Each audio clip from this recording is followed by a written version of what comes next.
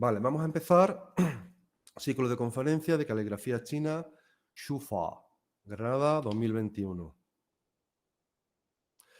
Son unas conferencias que decía son organizadas desde el Instituto Confucio de la Universidad de Granada y forman parte y cobertura la exposición de caligrafía que ahora mismo está expuesta. Como primera base de introducción a la caligrafía hay que decir, voy a empezar con un poema de Chitao, un filósofo y un teórico chino, que decía que debe saberse que impregnar el papel con una sola gota de tinta no es asunto sin importancia. Hace falta que el corazón se vuelva inmenso y vacío, sin contener ni un solo objeto. Y eso es lo que realmente os propongo ahora. Os propongo que dejéis un poco la mente abierta, el corazón abierto y vayamos y me acompañéis en ese viaje a través de ese mundo fantástico de las pinceladas, de los pinceles, de la tinta, del papel y sus peculiaridades, ¿de acuerdo? Las conferencias van a tener una serie de temas. En la primera vamos a ver una introducción y vamos a ver la evolución histórica de los estilos caligráficos, ya que en la caligrafía no solamente se hace un estilo, se hacen varios estilos y es interesante conocerlos, es interesante acercarnos a ellos.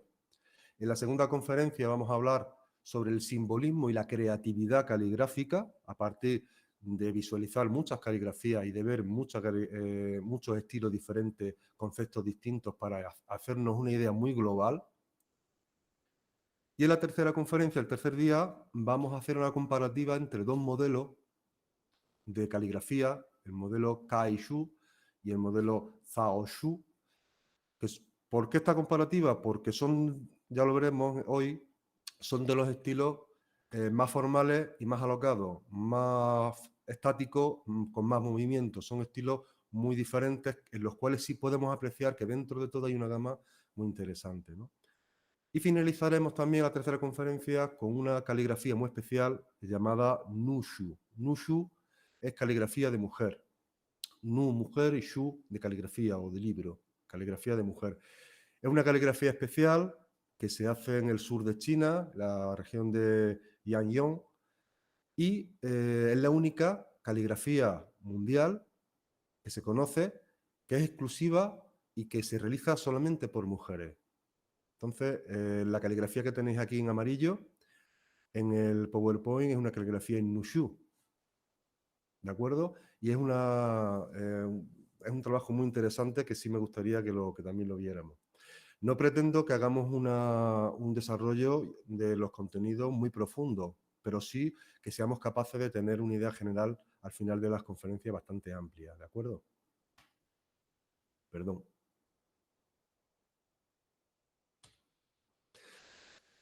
Lo más difícil de enseñar caligrafía no es enseñar la técnica, sino realmente enseñar a ver. Enseñar la técnica no es difícil. La técnica al final se puede aprender.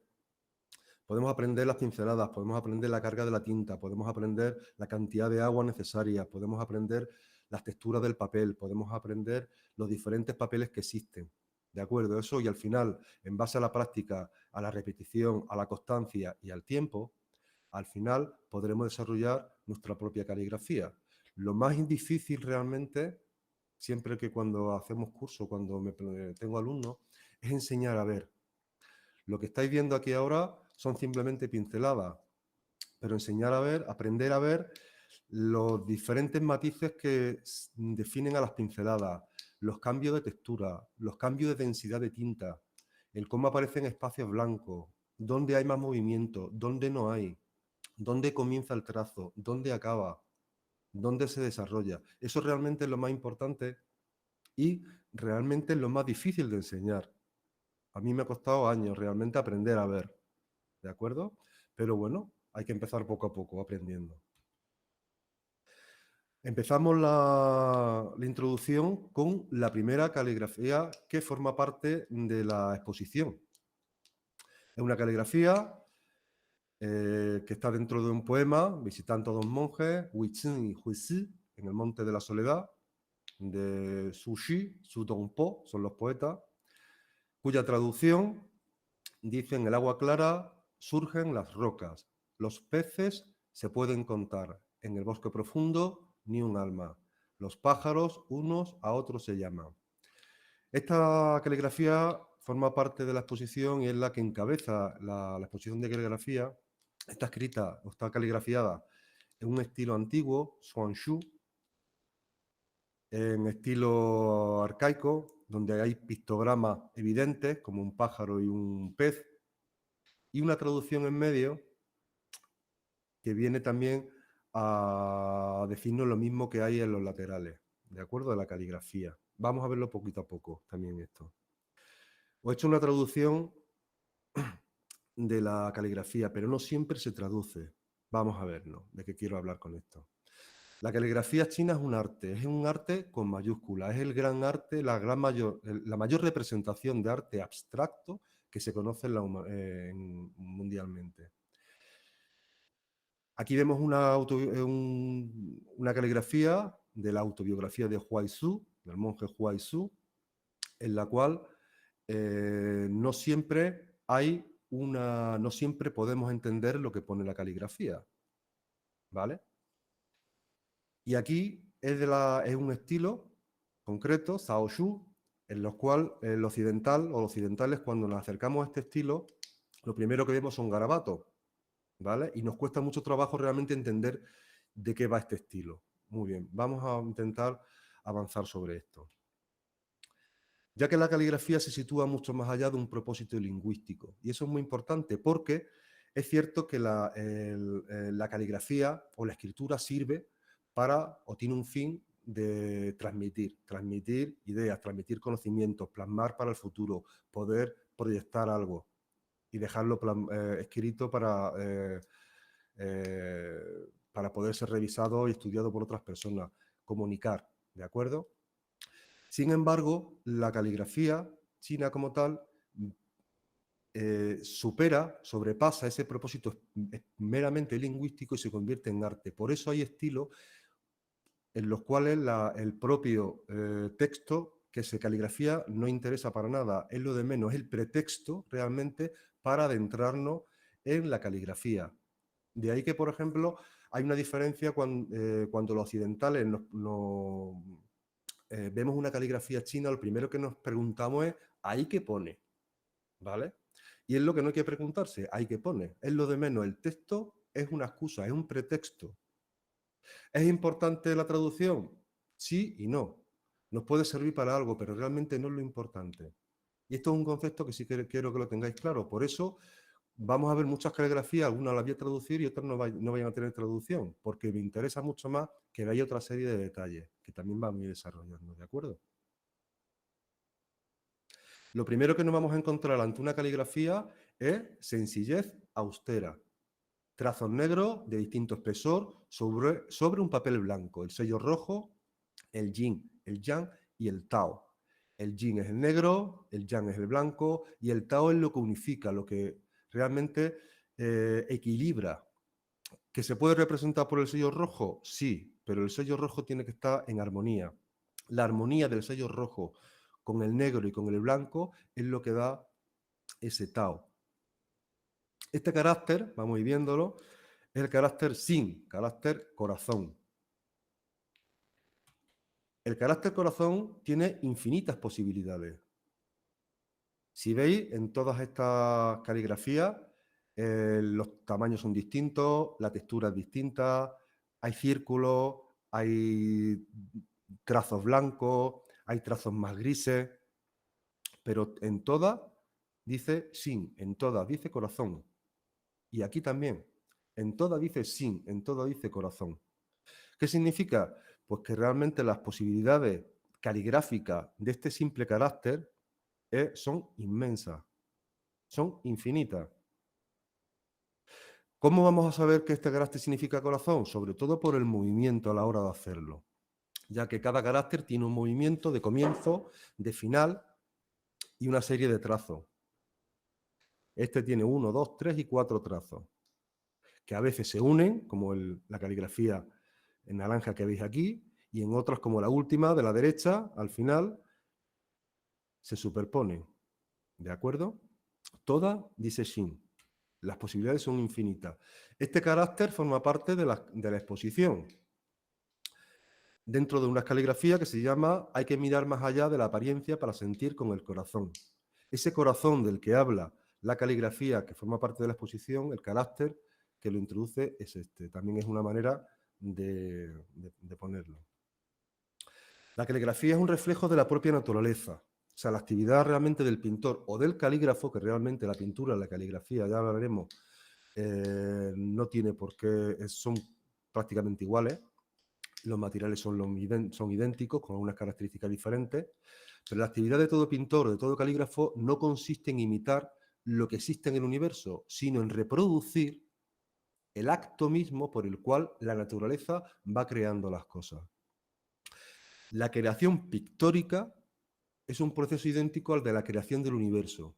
Uno y otro se realizan paralelamente, dice Chitao. Y estamos hablando de creación pictórica y de pictograma. Y creo que tenemos que aclarar unos conceptos en ese sentido.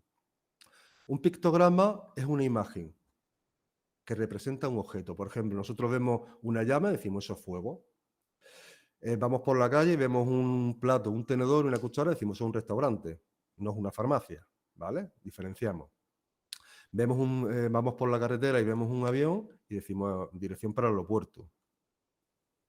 Luego tenemos los ideogramas, que son más complejos, representan ideas abstractas, que deben de acordarse de forma consensuada. Por ejemplo, si yo veo un círculo con rojo, yo sé que ahí pone prohibido. Si veo una flecha, indica dirección. Y si veo un círculo acostado, eso es un 8 acostado, yo entiendo que es el infinito. Pues luego hay una serie de combinación de pictogramas y ideogramas. Todo esto vamos a verlo en la caligrafía, ya que aquí lo encontramos también. Si nosotros vemos ese círculo de prohibición con una imagen de una bicicleta, decimos que ahí no pasa en bicicleta. Y si vemos la imagen de un cigarro, es que ahí no se fuma. ¿De acuerdo?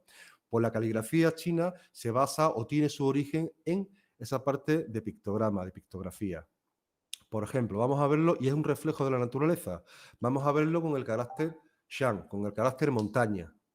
El carácter montaña, si vemos, tiene 3 picos. Aquí a la izquierda, la evolución, vamos siguiendo el recorrido hasta el carácter actual de Shan montaña.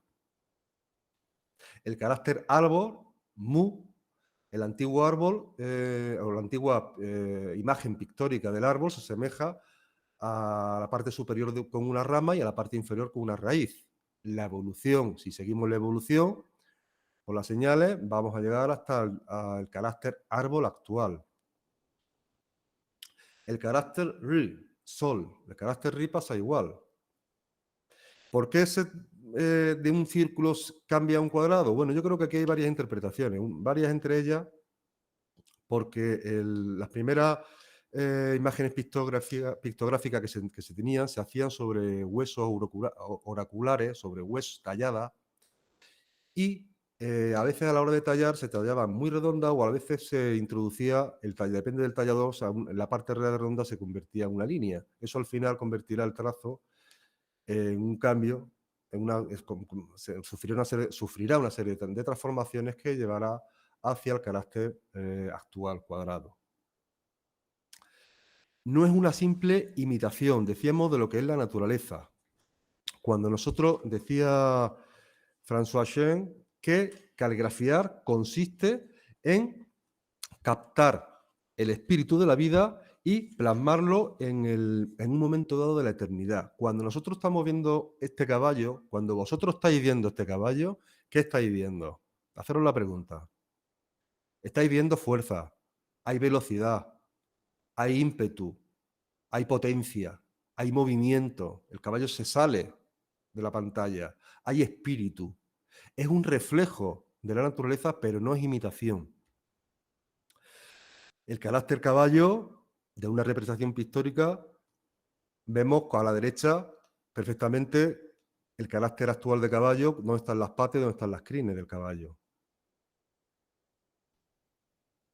Decía Chitao también, con un lenguaje muy poético, convencido de que la naturaleza, la corriente del Tao, recorre las colinas, las rocas, los árboles, los ríos, y de que las venas del dragón ondulan a través del paisaje, El calígrafo, a la par que recrea la realidad, da rienda suelta a los influjos que animan su ser. ¿Qué está diciéndonos aquí Chitao?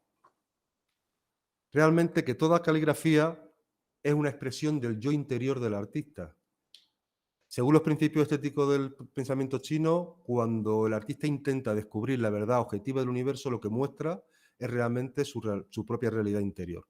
Y aquí vemos, por ejemplo, dos caligrafías de dos emperadores, el emperador Huaizong y el emperador Qianlong. A lo largo de la historia de la caligrafía, hay numerosos emperadores que fueron aficionados a ella, además, y muchos desarrollaron un trabajo espléndido y se consideran grandes maestros de caligrafía. Si la escritura es el espejo del autor, que es lo que decía Chitao, en esa letra de los emperadores podemos descubrir algunas de las características originales de esos monarcas, ¿vale? Son Huaizong, si vemos una caligrafía endeble, una caligrafía frágil, es una caligrafía que buscaba la perfección, es una caligrafía con mucha normatividad, con mucha rigidez, con mucha esquina, ¿vale? Con muchos picos, es una escritura rígida. Este emperador, además, es curioso, tiene una historia bastante curiosa. Amaba muchísimo la caligrafía, al tanto que deja de incluso de ocuparse de las razones de Estado, que la delega a su subalterno, que al final le costará incluso el trono por una invasión y acabará hecho prisionero de una invasión del norte. Pero este fue un gran mecenas de las artes. Los calígrafos en esta época tuvieron un gran desarrollo.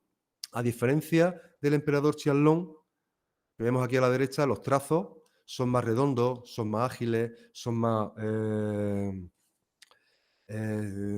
cómodos, ¿vale? Son trazos muy uniformes. Este emperador también logró una gran esplendor en su historia. También fue un gran mecenas de las artes, abrió biblioteca, compiló bastantes libros. Fue realmente un monarca bastante exitoso, ¿no? Y además se refleja y la sociedad en la que vivió también fue bastante próspera, además. Las caligrafías de ambos son distintas, son diferentes. A nosotros nos pasa un poco igual cuando con la lectura con la lectura a veces que se hace de nuestra caligrafía, ¿no? De la que hacemos nosotros. Una característica también muy interesante e importante de la caligrafía es que está llena de movimiento. Está llena de un movimiento que sigue el movimiento de la naturaleza y del cuerpo. No hay nada aislado. Cosas en movimiento y movimiento de las cosas. Eso es lo que tiende a representar la concepción china. Cuando nosotros vemos la caligrafía que está a la derecha, lo primero que vemos es movimiento. Movimiento que gira. Si intentamos seguir el comienzo del trazo, que comienza en la parte de arriba, donde está un poquito más negro, hay movimiento. No hay nada estático. Las pinceladas se mueven. Podemos observarlo muy fácilmente. Pues en el carácter de aquí igual. El carácter de la izquierda significa hay. Vemos una pincelada en un principio arriba.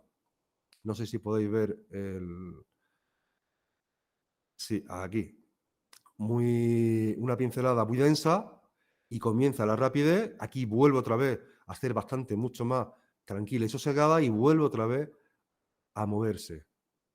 Si vemos en los bambúes que están aquí justamente a la derecha, vemos el viento, se están moviendo. Es una pintura en la que vemos moverse. El movimiento forma parte, es imprescindible. En toda caligrafía hay movimiento, más o menos sutil, pero lo hay. Incluso en caracteres aparentemente más estáticos existe movimiento. Esta caligrafía forma parte de la exposición. Despedida a mi amigo del IPAI. Si veis los caracteres de aquí de la izquierda, que son caracteres sacados desde el centro, hay movimiento ascendente hacia arriba, ¿de acuerdo? No es una caligrafía estática, no es un cuadrado cerrado, hay movimiento. Es un vínculo, aquí hay un movimiento total, un vínculo entre cuerpo, mente y espíritu, un movimiento privilegiado donde dichos antagonistas dejan de estar en conflicto. Esta es una fotografía de Shinichi Maruyama, que hace un trabajo muy interesante de caligrafiar el movimiento del pincel en el aire. Y la caligrafía expresa la relación del chi, de la naturaleza, esa energía vital esa energía que plantea la cultura china, interna con el entorno. Vamos a ver. Cada pieza de caligrafía, cualquiera, es una combinación de lo que se llama el chi tangible, intangible y del entorno. Vamos a no perdernos.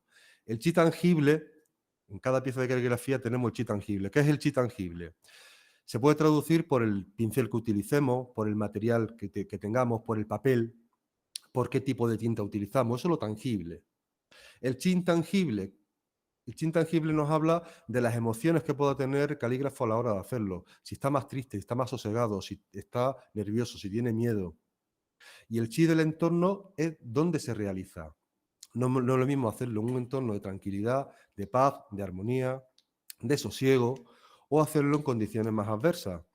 Hay calígrafos, incluso hay estilos de caligrafía, que vamos a ver ahora, los cuales se han desarrollado en un proceso de cárcel, estando encarcelados, con lo cual también han generado un conflicto, han creado un tipo de riqueza y un conflicto distinto a la hora de plantearlo.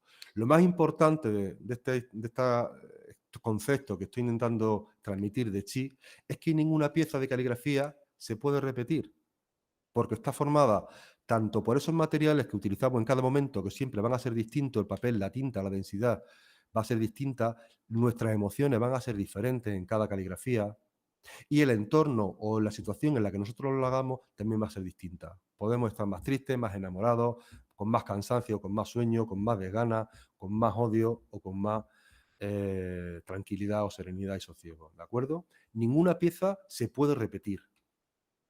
Y aquí os propongo además, para que lo entendamos, y os descubro la gran obra por antonomasia de la caligrafía china, ¿no? El prefacio de los poemas compuestos en el pabellón de las orquídeas de Lan Tinsu. Lan Tinsu de Wang Zizi. Esta es la gran obra de caligrafía. Imaginaros el Picasso, el Murillo, la gran obra que transmite, ¿no?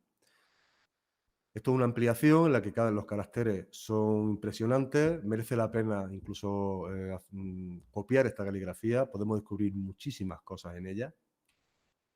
Y una de las características que tiene esta caligrafía es que es fácilmente reconocible porque tiene tachones. Hay 3 tachones, efectivamente. Y otra característica de esta caligrafía es que no hay original, la original se perdió, cosa de China. Y lo que tenemos son copias muy exactas, pero copias. El original se perdió. La gran obra de caligrafía china, Sume, es una copia y además tiene tachones. Pero no pasa nada, es una obra espléndida.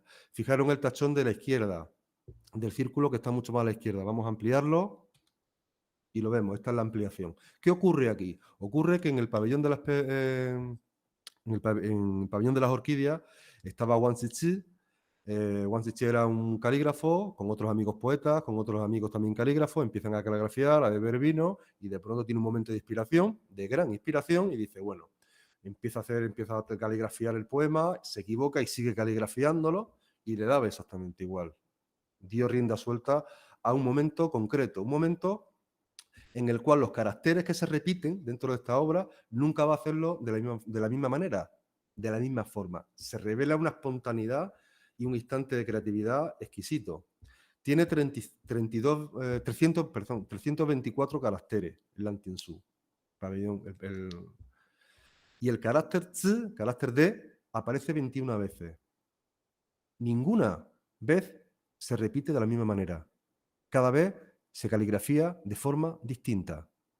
Nosotros cuando escribimos la A, y eso es un ejemplo, escribimos siempre la A o nos acercamos a esa A. Aquí se caligrafía de 21 maneras distintas. Esto es un ejemplo de espontaneidad, de creatividad y de desarrollo caligráfico espléndido.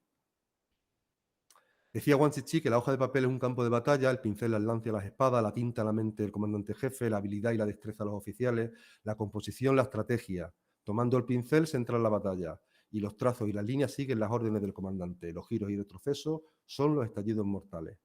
Una comparación un poco bélica, pero lo que decía este hombre. Requiere de dominio, de implicación física y de postura, dominio de la técnica que se va a trabajar, que se va a conseguir poquito a poco, implicación física, de preparación mental, sobre todo respiratoria, y de una postura correcta que nos ayude. Esto no vamos a desarrollarlo ahora porque formarían parte más de los conceptos de trabajo a nivel más práctico. El pincel se coloca de una manera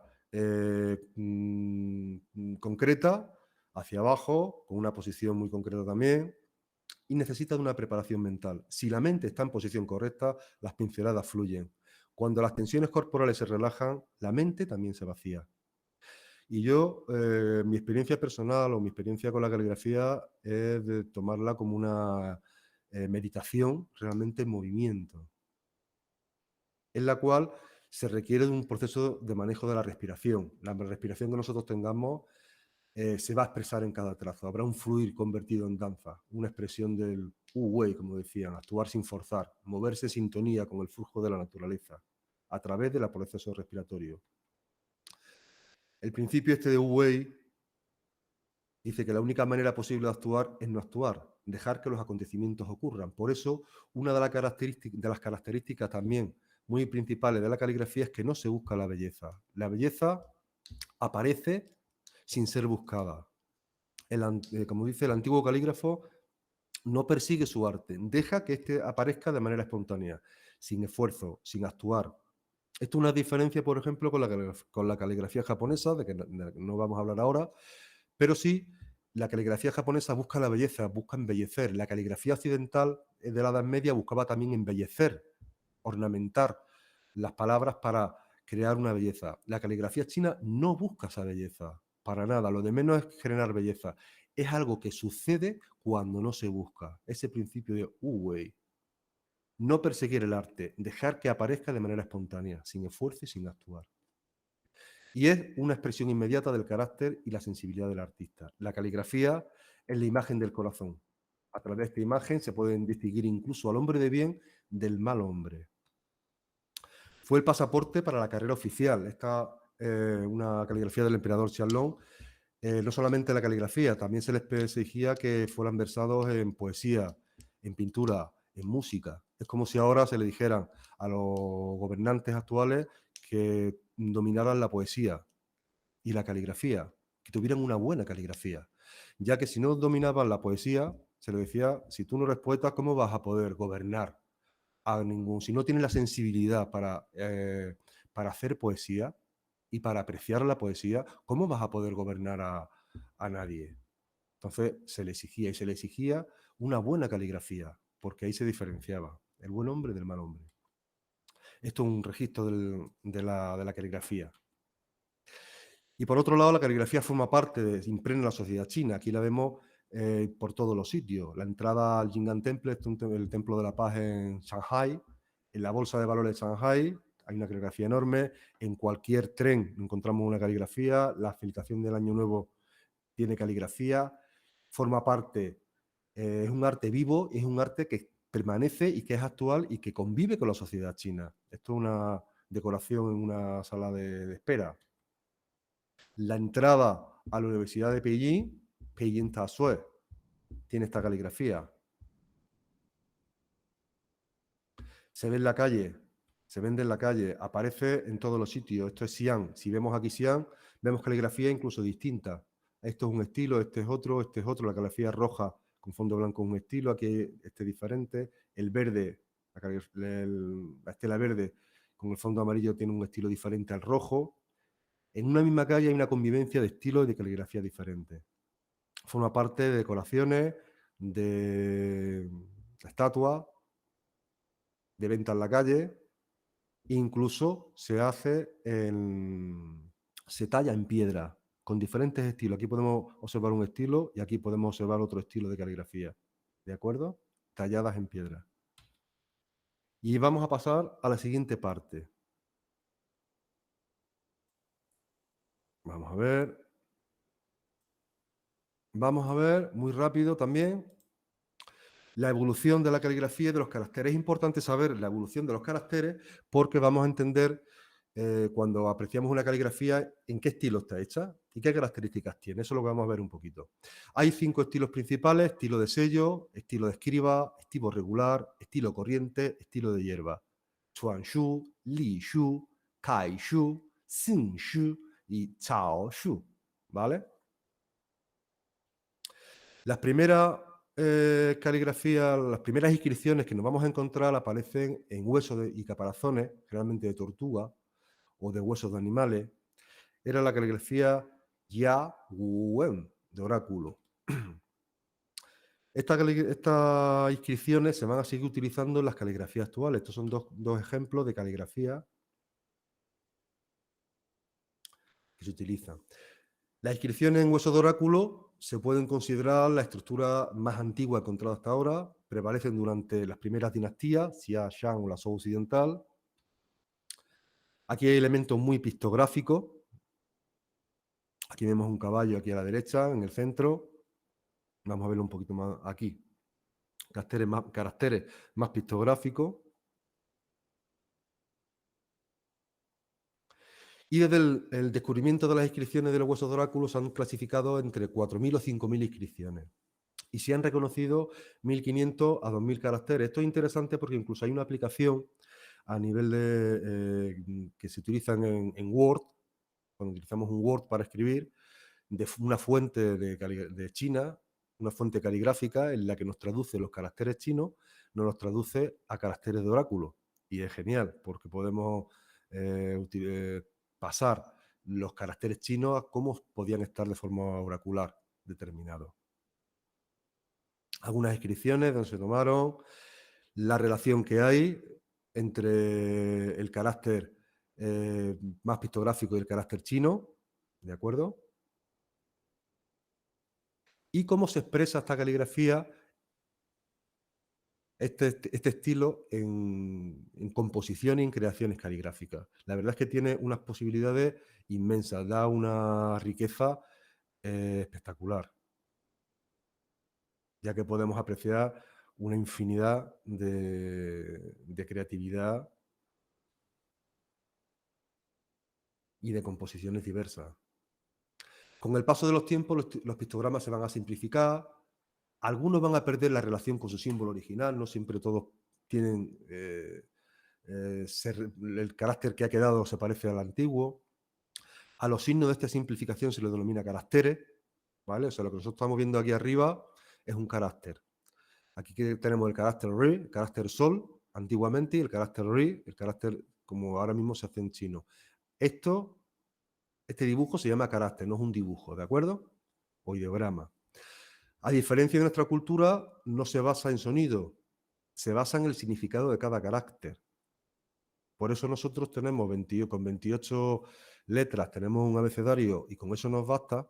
Y los chinos necesitan, la lengua china necesita manejarse entre 3.000 y 5.000 caracteres para poder leer un libro. No 28, sino entre 3.000 y 5.000. ¿De acuerdo? Y si queremos tener una conversación de filosofía, una conversación en el ámbito del universitario, pues necesitaríamos conocer entre 7 y 8.000 caracteres diferentes. Esto es una apreciación de cómo Ri, sol, se convierte en el sol actual, Yu, lluvia, convierte en actual, Shui, agua, Zi, 4, o Pei, norte. ¿De acuerdo? La primera gran estilo caligráfico que encontramos es el Chuanshu. Chuanshu se llama estilo o sigilar o estilo de sello. Es un estilo, es el más antiguo y corresponde a los caracteres tal cual eran grabados, que no pintados sobre bronce o piedra. Vamos a verlo eso un poco. Los caracteres en este estilo están todavía bastante cerca del pictograma. Hay elementos pictográficos bastante evidentes. Por ejemplo, partíamos que decía que esta era la primera caligrafía que inauguraba la exposición. Aquí vemos el pez y el pájaro. En el agua clara surgen las rocas, los peces se pueden contar, en el bosque profundo ni un alma, los pájaros uno a otro se llaman. Y aquí tenemos el bosque. Decíamos que árbol, fijaron el carácter de la izquierda, de arriba, el carácter árbol era uno solamente, era uno de estos que se ve aquí arriba a la izquierda. Cuando nosotros juntamos dos árboles, ¿qué tenemos? Un bosque. Esa imagen de ideograma que os decía, ¿no? Bueno, pues aquí tenemos un pictograma y tenemos ideograma. El estilo de sello a nivel general se divide en dos estilos. El gran sello y el pequeño sello. Ta Xuan y Xiao Xuan. El gran sello es el que se hacía sobre todo en escritura sobre bronce litúrgico realmente, ¿no? Se tallaban y daban una serie de... Actualmente se siguen utilizando para la caligrafía, es decir, caligrafía en este estilo. Y imaginar, aquí veis como la pictografía se ve aquí, la persona de un hombre aquí. Esto es un ejemplo de las inscripciones que se hacían en bronce. Aquí también vemos un pájaro, bastante claro, un pez, y aquí pájaros pequeñitos. Esta es una caligrafía de la exposición, Reprimiendo a un hijo, en la cual está caligrafiada en este estilo. Creo que es interesante, una de las características que tiene esta exposición de caligrafía del Instituto Confucio es que podemos observar la mayoría de todos los estilos están representados. Podemos observar cómo se manifiestan diferentes formas expresivas muy diversas. Esto es un detalle de esta caligrafía que está expuesta. Estos son otros ejemplos para que tengáis una idea de cómo se realiza la caligrafía en este estilo. Y no solamente tienen que ser la caligrafía algo totalmente estático, monolítico, vertical, como podemos ver aquí, que son dos líneas, sino que además podemos jugar con la forma, podemos jugar con los tamaños, podemos jugar con los acercamientos, con dibujos, ¿de acuerdo? Las posibilidades son infinitas. Otro ejemplo de caligrafía, otro ejemplo, y vamos a ver cómo se caligrafía, porque muchas veces ocurre que no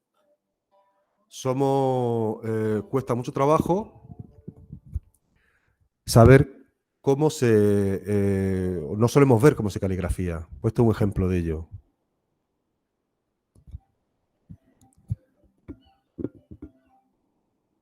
Si os dais cuenta, hay un comienzo. Esta caligrafía, una de las características que tiene también es que los trazos son homogéneos. El grosor del trazo es muy similar en todo el rato. Esto es muy difícil, necesita de mucha calma, de mucha paciencia, de mucho trabajo. Hay un comienzo que se forma, que se crea, hay un final que se cierra, no se abandona nada y lentamente vamos creando.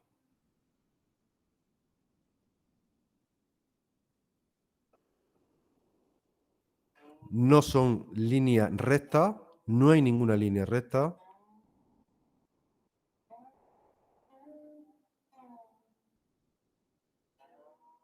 Y cada carácter tiene su propio movimiento.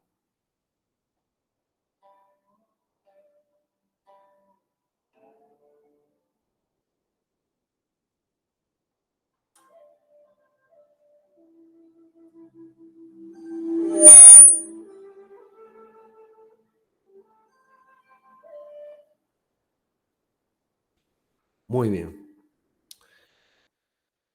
Después del gran sello de que estamos hablando, tenemos el pequeño sello, Xiao Chuan.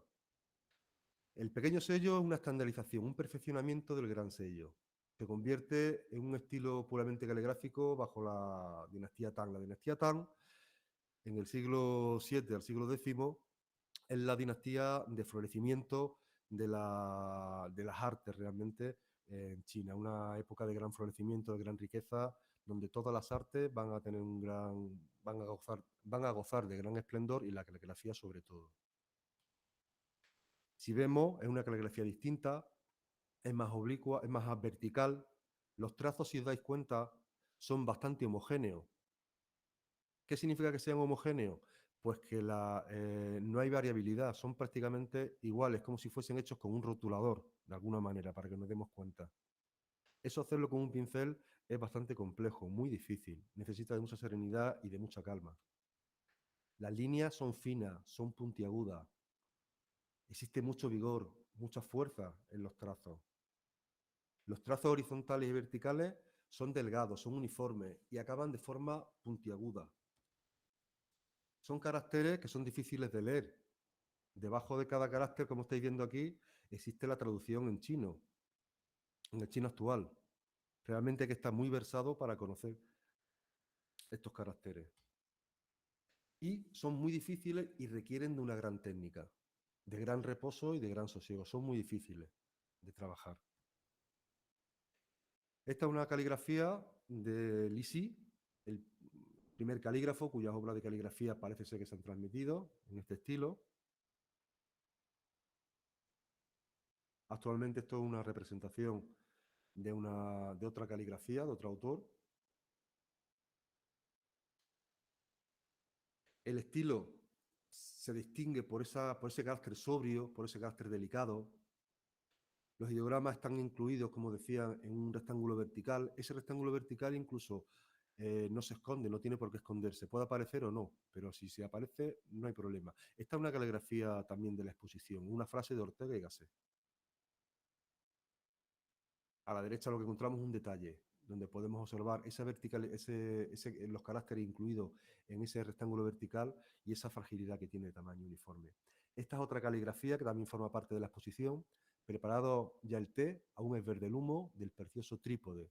Acabada ya la partida, aún están fríos los dedos junto al sereno ventanal.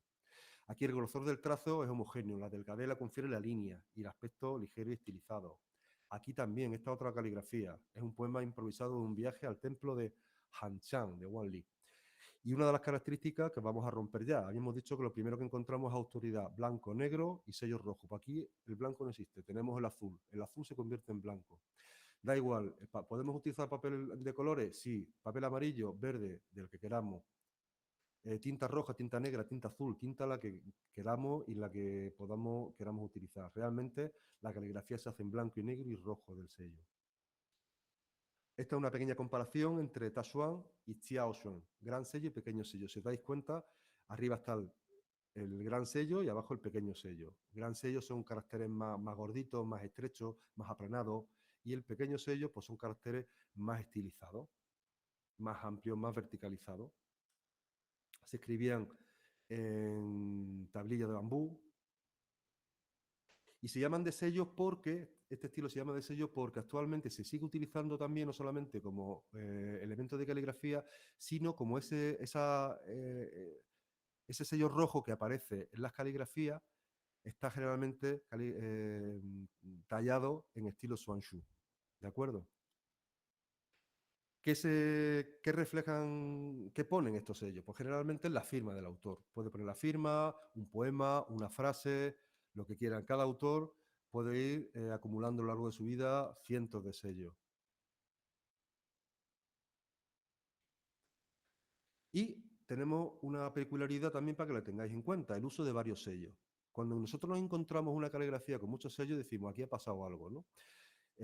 Una peculiaridad que tiene la caligrafía china es que cuando una caligrafía importante pasaba de un sitio a otro, por ejemplo, esta es la caligrafía que hablamos antes, del pabellón de las orquídeas, la gran obra maestra, pues cada persona por la que pasaba aplicaba su propio sello.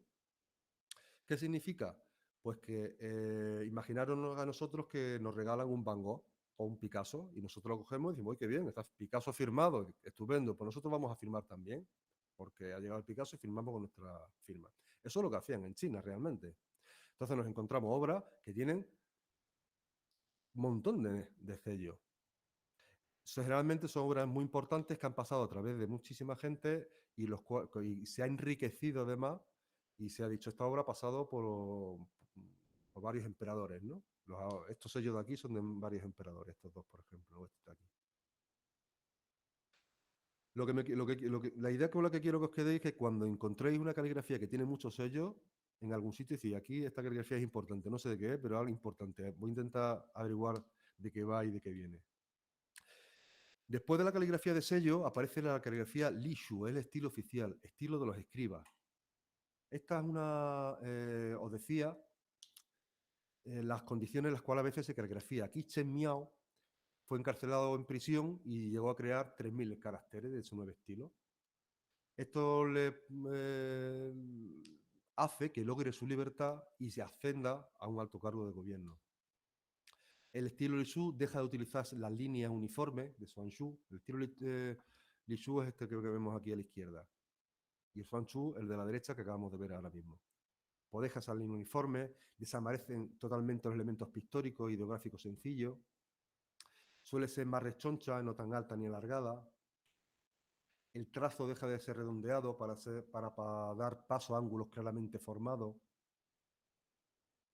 y aparece un nuevo trazo en la caligrafía, que es el trazo que se llama cabeza de gusano, de seda y cola de oca, que es ese trazo que vemos aquí, este trazo que vemos aquí, a la derecha, en el cuadrado, o el que aparece aquí en la imagen de arriba. Es un trazo bastante especial, con lo cual vamos a ver que esta caligrafía, cuando vemos este trazo aquí, así, decimos esta caligrafía es Lishu, este estilo de escriba, una característica muy propia de este estilo, ¿no? ¿Qué genera este tipo de estilo? Una composición muy digna, muy sentenciosa, muy majestuosa. Esta caligrafía forma parte de la exposición. ¿Cuándo llegará la luna? De Suchi. Y aquí vemos claramente cómo se ve el carácter que decíamos de gusano y de oca. Esto es un ejemplo de caligrafía en este estilo, ejemplo de caligrafía en este estilo. Vamos a ver mucha caligrafía en esta conferencia. Caligrafía en este estilo también.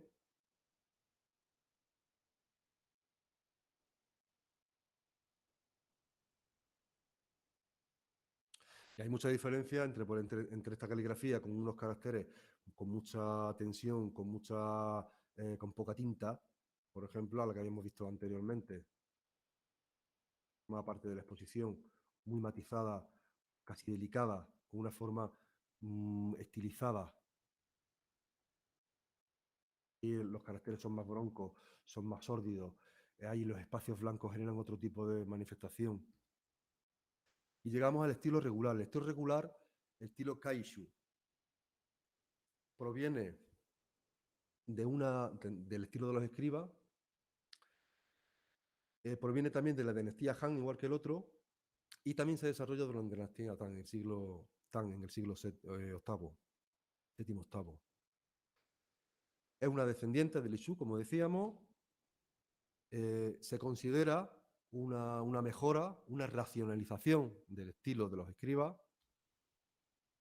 un cambio que vino de la mano del calígrafo Song Yao, que fue un gran maestro de la caligrafía. Y lo más importante, que se necesitaba que el estilo fuese más legible, que fuese más simple, que se pudiera utilizar por muchísima más gente. Y se utilizara, y es más práctico y más conveniente para la caligrafía cotidiana. Aquí, por ejemplo, el carácter que vemos aquí es 3, san, 1, 2 y 3, san. El carácter ren, persona, carácter luna, el carácter tien, que vemos aquí a la izquierda, cielo. Son caracteres muy reconocibles. Aquí el carácter ren lo podemos ver también muy fácilmente reconocible. Se escriben en un cuadrado imaginario y todas tienen un centro de gravedad. Usin, vacío y corazón. Corazón vacío, es una máxima budista. O aquí en la exposición de caligrafía también podemos disfrutar de una de las obras, de un poema de Hushi, en este estilo.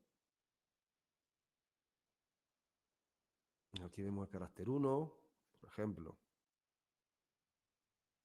Carácter Fu, buena suerte. Y vamos a ver cómo se caligrafía en este estilo. Esta grabación es un poco rápida, se caligrafía muchísimo más lento.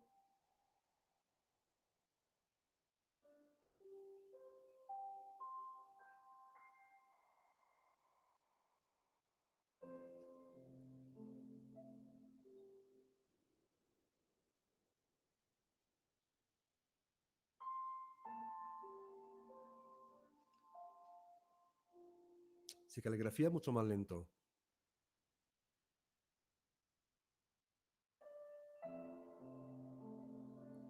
Creo que esta es la edición que se ha hecho, ha sido un poco rápida para que sea menos cansada. Pero sí que os deis cuenta cómo empieza, cómo acaba, cómo cierra cada carácter, cómo baja, cómo hace las terminaciones, cómo disminuye el trazo, aumenta el grosor, cambia, sube hacia arriba. Y sin embargo tenemos otro estilo también totalmente diferente. Esto es kaiju también. Pero la fragilidad y la belleza que nos proporciona esta forma caligráfica es impresionante también. No hay una única manera de representación del estilo kaiju. Fijaros en esta, que es espectacular.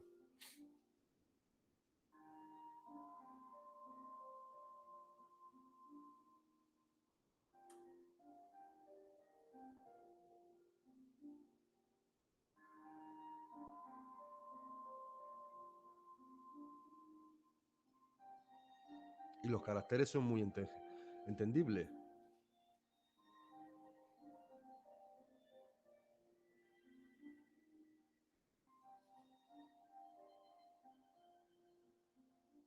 A diferencia del grosor tan grande que tenía la otra caligrafía, está distinta. Y pasamos al estilo corriente. El estilo corriente, y estamos acabando, es un estilo que deriva del estilo regular y nace simplemente por una deformación y una simplificación del trazo. Es lo que nosotros hacemos también muchas veces cuando unimos las vocales. A, E, A o IA. La L con la, pero unimos la L con la. Eso es lo que hacen se hace en la caligrafía china, pero con los caracteres. Se unen unos a otros. El trazado sigue siendo legible y bastante descifrable. Y el aprendizaje no va separado del anterior, ya que las simplificaciones son bastante lógicas, porque lo que hacemos es unir un carácter con otro, un trazo con otro. Una de las escrituras más convenientes para expresar sentimientos. Y uno de los grandes representantes era Wang Ziqi y Wang Xianqi. Wang Ziqi era el que decíamos que había hecho el pabellón de las peonías, de las orquídeas, y Wang Xianqi era un hijo suyo.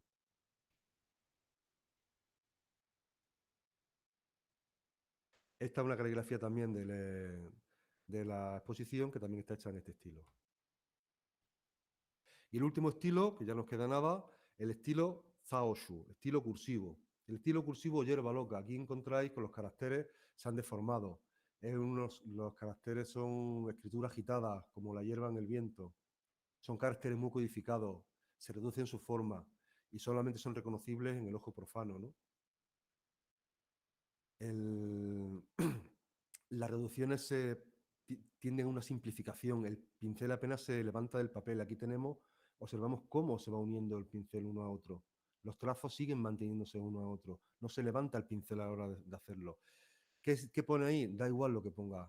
Realmente el texto es un pretexto para hacer esta obra. ¿De acuerdo? Los trazos son enredados, desproporcionados, aparecen deformados, con tintas claras, con tintas densas. Cambia todo. Todas las normas que hemos aprendido anteriormente se borran con este estilo. Desaparecen. Las figuras pueden ser rectas, inclinadas, los espacios desaparecen, las líneas son desiguales, otras veces no existen. Las filas pueden totalmente desaparecer y genera inestabilidad e inquietud. Y es uno de los estilos donde se evidencia que realmente la caligrafía china se sitúa mucho más allá de ese propósito exclusivamente lingüístico, ¿de acuerdo? De Wang Ziqi, otras obras caligráficas, y terminamos con esta, que es El niño mudo de Federico García Lorca, que forma parte de la exposición. La rapidez parece un estilo que se hace muy rápido, pero no es rápido. Es un estilo que se hace lentamente. La rapidez es sugerida, descrita, pero no buscada por sí. Lo confuso es más conveniente que lo exacto. Representa de mejor manera la esencia de las cosas y es más impresionante. Y con esto acabamos por hoy, ¿de acuerdo?